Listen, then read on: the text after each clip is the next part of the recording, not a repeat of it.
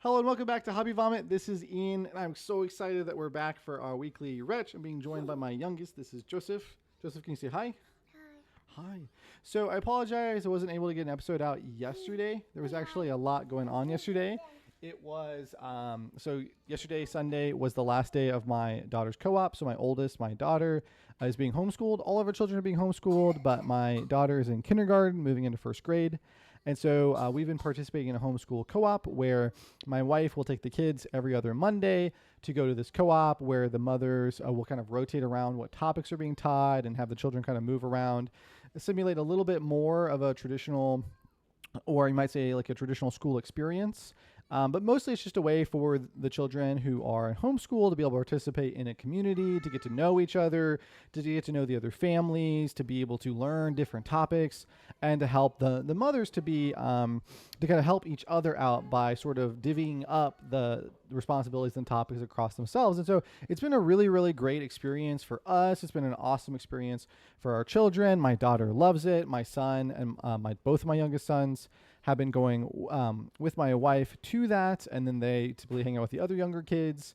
And so my son will actually be moving, my son Simon, not Joseph, but he'll be moving into pre-K here pretty soon, with Maggie, my oldest, moving into first grade. So it's really exciting to see how that process has been going. It's of course always bittersweet to see your kids grow up, because you're really like, oh yeah, now they can start doing more stuff, and it's like, oh man, but they're getting older. And so, but it's been a really, really good time, and we're just very, very thankful for the opportunity to participate in this co-op. And so yesterday we had our big party to celebrate the end of the year. We did a big like Jeopardy event where it was like kids versus dads, and so that was really fun too. And so it's just an overall good time. But we did that yesterday. And then on top of that, we recorded our movie discussion for Sing Sing last night. So there was just a lot going on in that day. And so it felt to me like it would be better just to go ahead and push the video off until Monday. So here we are. We're finally back for our weekly Retch, and I'm so excited. So first of all, there's a lot of things that have been kind of going on over the last couple of weeks that I want to go ahead and share, and then we'll jump into our normal discussion. So first things first, I got a new computer.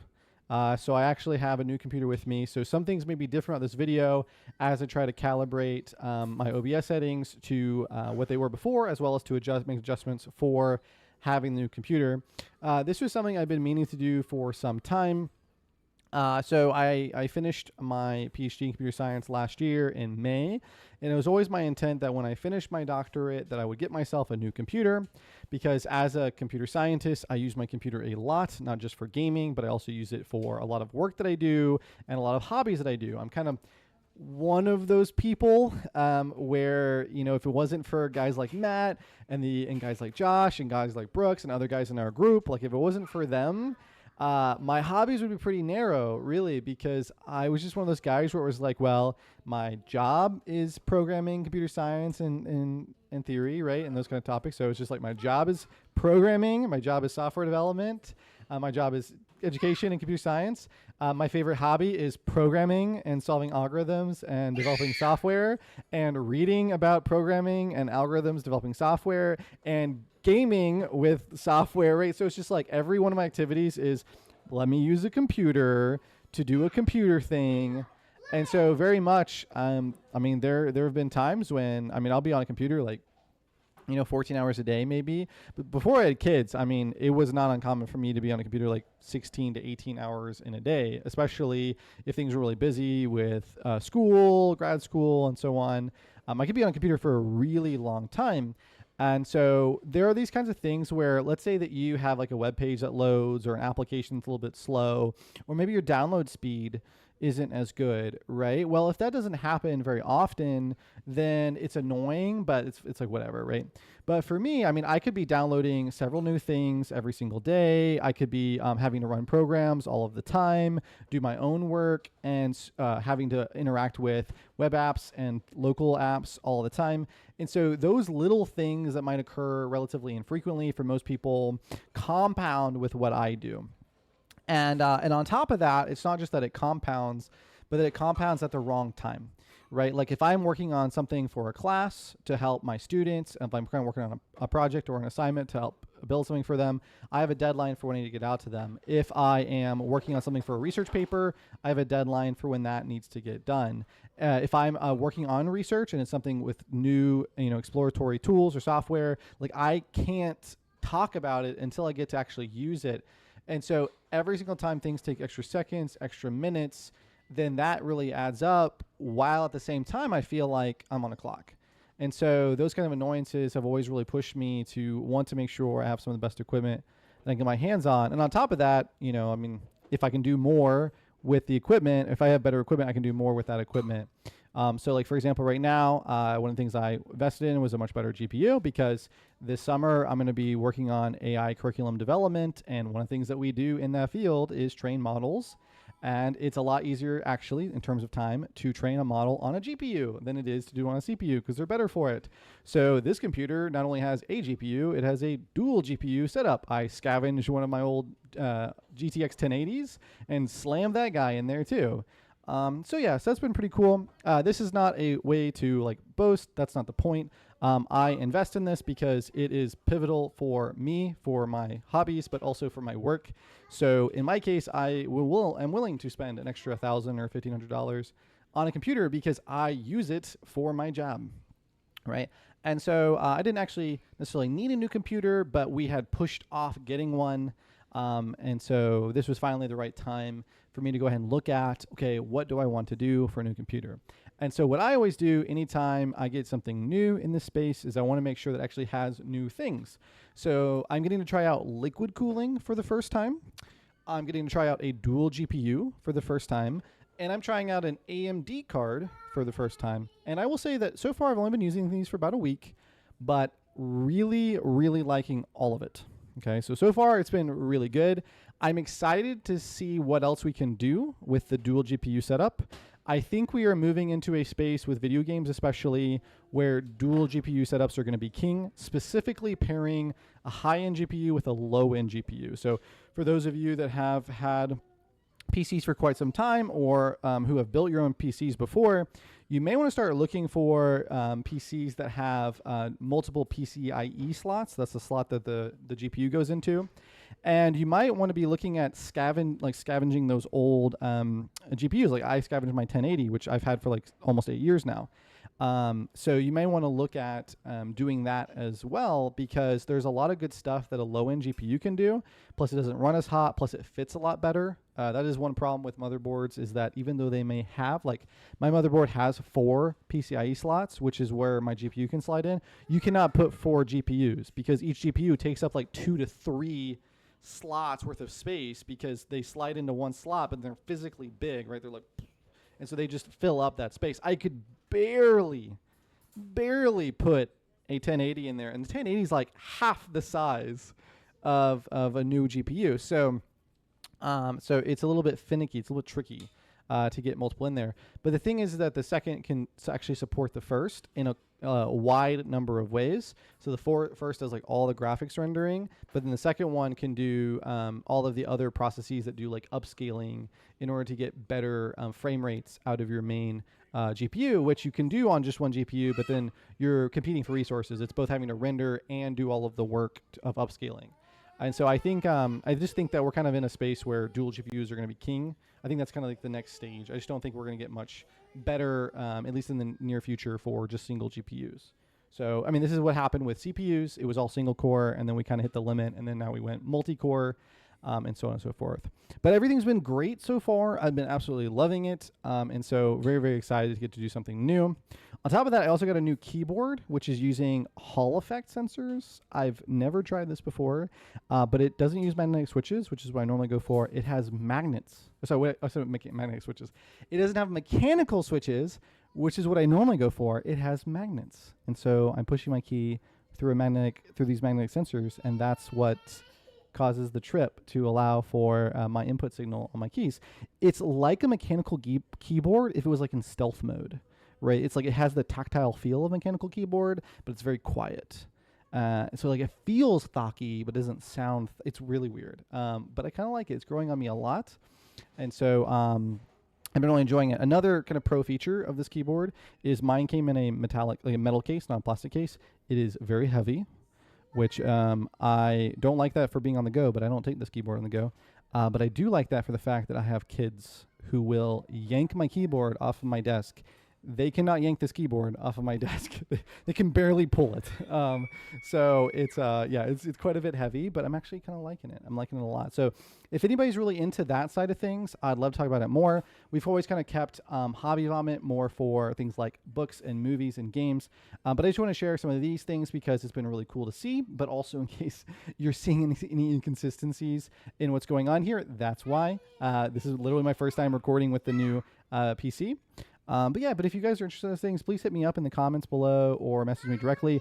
Love to talk about things in the tech space. So if you have hobbies in the tech space, programming, PC building, whatever, love talking about it more. It's always a great time. But with that out of the way, there you go. Appropriately timed, my daughter is shouting about her show being started as we're going to jump into the three main things here. So books, movies, and games. So for books, the key thing for me has been that Matt has been itching. We really want to get to our first book review of Dead House Gates. So what we're trying to do with the Malazan series is we're trying to do a part by part, they call them books, but part by part review for each book. So each book in the series is broken up into parts, which they call books. And so what we want to do is like read the first part and then do a review on what we've read so far and what we're expecting, and then do the next one, the next one, the next one. And at the end of each book, we do a review over that book. And so Matt had already read Gardens of the Moon when I started, and so it was really on me to kind of get through Gardens of the Moon into Dead House Gate so we could start this process together. And then while I was doing that, I'd be releasing videos on Gardens of the Moon. Well, it kind of got to the point just with everything that was going on in my family life that it kept getting pushed back, and then I just had to just punch through Gardens of the Moon. So over like a 3-week period, I think I read like 230 pages of that book, and then in a 2-day period read 260 pages of that book, and then on the third day read 90 pages of Dead House Gates, and on the fourth day read 40 pages of Dead House Gates. So I like punched through those books as fast as I could. Also kind of means that I'm doing reviews now for Gardens of the Moon with knowledge of what happens later. So I'll have to kind of reconcile that. But in terms of reading, punched through Gardens of the Moon, well into Dead House Gates, probably my favorite fantasy series so far. Probably. I always have a special place in my heart for Lord of the Rings, of course, because it's so iconic for me at this point, and plus I read it as a kid, so it's like been with me forever. Also have a special place in my heart for things like The Inheritance Cycle, just because, again, read that one as a kid. I've read it so many times. But like as an adult, like reading fantasy now, this one, like the Malazan series, is super good. So I'm really, really excited for what else we're going to read. I'll save the rest of my reviews for those videos, so please check them out. But that's basically what my reading has been. So now that I'm into Dead House Gates and now that we're ready for that first review, I'm kind of at a point where it's going to be a lot easier for me to keep up because I don't have to catch up. I basically have to read like 30 to 40 pages a day. Actually, less than that. That's only if we want to get videos out pretty quickly. And for me, that's really not a big deal. If I read for 2 hours, I'll read like 70 to 80 pages. So I'm not too worried about that. But I'm actually really excited for us to get through it more. But this opens up some opportunity for me to do some other things. So we're currently looking at, I think I'm going to be going back to reading Leviathan Wake. So when Dead House Gates from the Malazan series is on standby because we're waiting to do a video, then I will be reading going back to Leviathan Wake so I can finally get through that series. And then for Audible, I'm going to be listening to The Devils. Oh, sorry. I'm going to be listening to The Devils by Joe Abercrombie. And so this is something that is going to start up soon, but also Joshua Jonesy on our channel. And then Matt is going to be doing as well. So we're going to be doing that one together. And then this will also give me an opportunity to resume things like Dungeon Crawler Carl with my wife. And so I'm very excited for that. Also, my wife has a book, and so I mentioned that on the last Retch, so I'm also going to be going through those again. We just got our final reviewed copies, so now everything's official and final. And so on all the different sites we've been selling it, I think I mentioned it last time, posted it out, and we've been putting them in like little libraries around our house and stuff like that. So it's been really fun, especially been fun just to see how well that's been going for my wife. She's been so excited about it, despite how shy she is. And so I'm really loving it. So I'm going to be kind of punching through that as well. and I'm looking forward to that as well. So that's where we are in books. And so I look forward for some more reviews from me. There's going to be more Malazan content coming out very, very soon. So for all of you Malazan fans, you're about to get you're about to get the huge injection. You're about to go from like sips of coffee to like triple shot espresso and like that. So it's going to be good. So on to the next thing though, movies and TV shows. So I watched Sing Sing as a part of our movie discussion. Troy talked about that a lot in the movie discussion. I really liked Sing Sing. Fantastic. Actually really want to watch that with my wife. I'm very much itching to watch season 2 of Andor. And my wife and I were watching Severance. So I need to get back to watching Severance with her. She, of course, will be very happy to hear that. And then we also need to get to watching the second season of Andor. So we're going to do that. But I've just been on an anime kick. So watching Solo Leveling, watching Angel Beats. I think I'm going to watch a few other ones. But just kind of going back to an anime kick, for me, it's like a comfort zone. And so with me finishing up work, today was the last day of classes for the semester, and for having to push through Malazan, kind of having a comfort zone for shows has been really, really nice. And so that's kind of what I've been doing. Haven't really watched much else outside of that in the movies or TV area. I did start watching The Chosen as a part of like the end of Easter. Really liked that and want to watch more of that. And so probably watching some more of that on my own. So look forward to, in future Retches, look forward to me talking more about Severance, talking more about Andor, and talking more about Chosen. Very excited to get into those.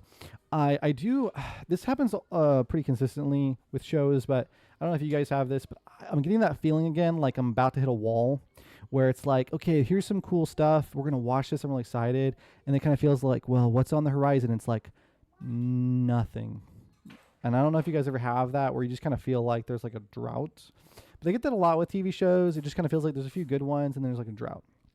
Meaning that I'm not really sure like what I'm excited for on the horizon. I know that there's stuff I would be excited for, but maybe it's just a time of life. I don't know, But like right now there's a few things I'm excited to watch more of, like these. But then after that I'm like, I'm not sure.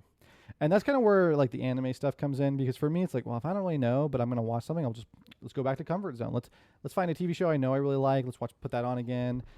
This could also be things like, I've done that with Jack Ryan before. Usually it's something that it's not going to be like top tier. It'll be like one peg down from top tier for me, but it's something just I enjoy. And it's like, I know exactly how it's going. And that's like why for anime, like even if I'm not like watching, because I do anime subbed, even if I don't like read the subtitles, because I've watched it before, I know exactly what's going on. And so again, it's like a comfort zone.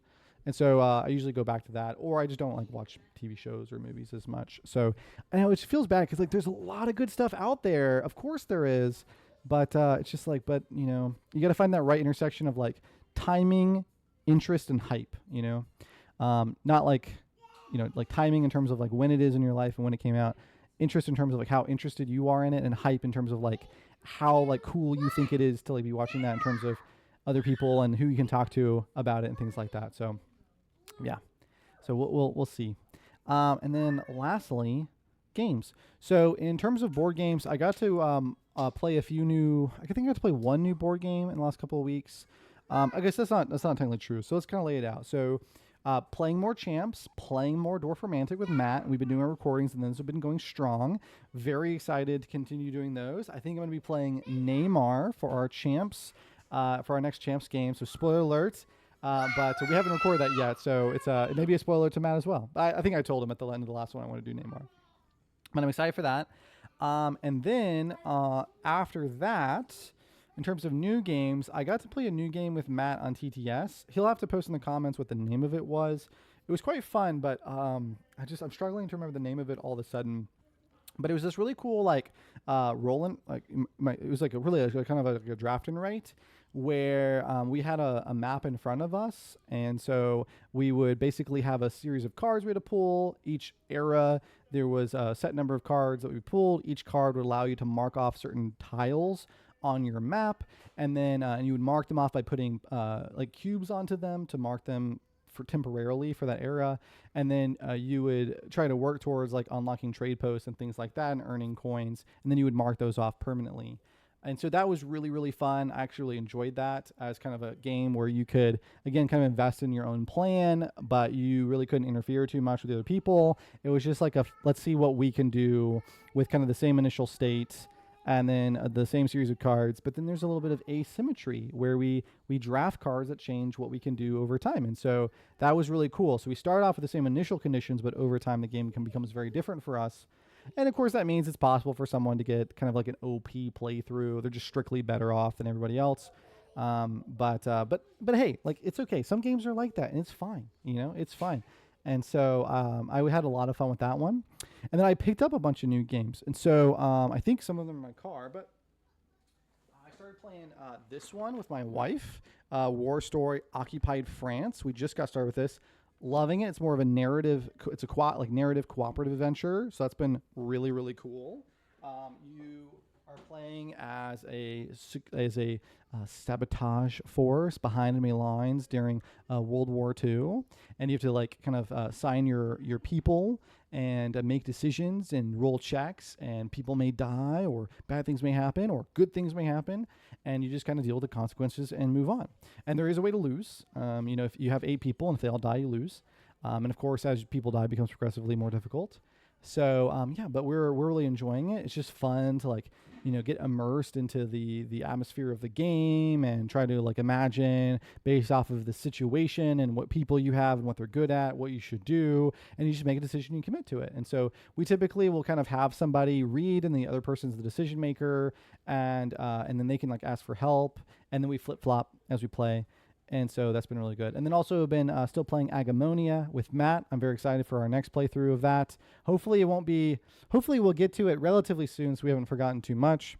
And then the other one I picked up, see if it's, I don't think I have it on me, but I also picked up copies of Lord of the Rings Trick Taking Game, which I've played before. And I picked up a copy of Beacon Patrol, I think is what it's called. And so Matt introduced me to that one. It's not a tile laying game. And so I'm also very excited to get to do more of that. I only got to play one game with Matt, but I really liked it. And I know my wife would really like it, especially since we're such huge fans of Dwarf Romantic. So I'm really excited to get to play that. So I think we're going to play that this week and play some War Stories. And then hopefully have some time to play some more Agamonia, some more Champs, and some more Dwarf Romantic with Matt. And you might be thinking, well, like, hey man, like, holy crap, how are you gonna play all this stuff? Well, that is the nice thing about today being the last day of classes for the academic semester. So I got some students who've got finals to do, but I don't have to study for finals. So there we go. So we're gonna be playing some games. So I'm really looking forward to that. And then on the other hand, with games, we've been blessed with a crazy week in terms of video games. Most notably for me has been Oblivion Remastered. Amazing. And I've been able to start working on a few mods for that. So I love, okay, it's not love. Love's not the right word here, but it cracks me up to the depth of my soul that Bethesda announced that they would not have official mod support for Oblivion Remastered. And so then you have a bunch of people who are trying to build up hype, trying to advertise for Oblivion Remastered. Like, hey guys, Oblivion Remastered, it's out. You didn't know it was coming, but here it is, because they shadow dropped it, like, announcement trailer, Oblivion Remastered coming to you. Oh my gosh, when? Today. What? This is crazy, right? Not early access. No, it's today, full thing, April 25th. Crazy. And so then people are like, oh, but it doesn't have mod support, but like, that's a huge thing for Bethesda to have mod support. And so people are like, guys, you may want to wait for like the mod support. They were saying that they weren't going to have their own mods for Oblivion. Do you really think that the Oblivion community, the Bethesda community, was not going to have mods for that game on day one? Okay, we're not even 2 weeks in. There are already like 80 something pages of mods. I have the Oblivion Remastered mods page up right now. View all. There are 89 pages of mods. Okay. This is the Oblivion community we're talking about. There are 1,763 mods for the game. We're not even 2 weeks in. Okay. So if you didn't think that Oblivion was going to get mods for on PC and you're like, oh man, I gotta wait for mods, your wait time was 5 minutes or something crazy. Okay. That was your wait time. Now, there is still a lot that has to be figured out with mods. I'm learning this myself because of the remastered using the Unreal Engine 5.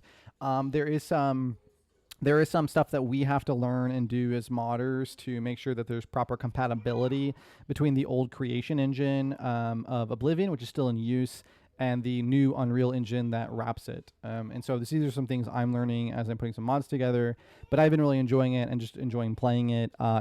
It's awesome. Okay, so if you're an Oblivion fan, you gotta go check out Oblivion Remastered. It's so good. And if you're a Skyrim fan, I mean, I don't think it's controversial to say, but Oblivion is still maybe the best game in the series. So to have the remastered come out, it's so good, man. So that's been awesome. And then I've been playing Blueprints, which has been really fun.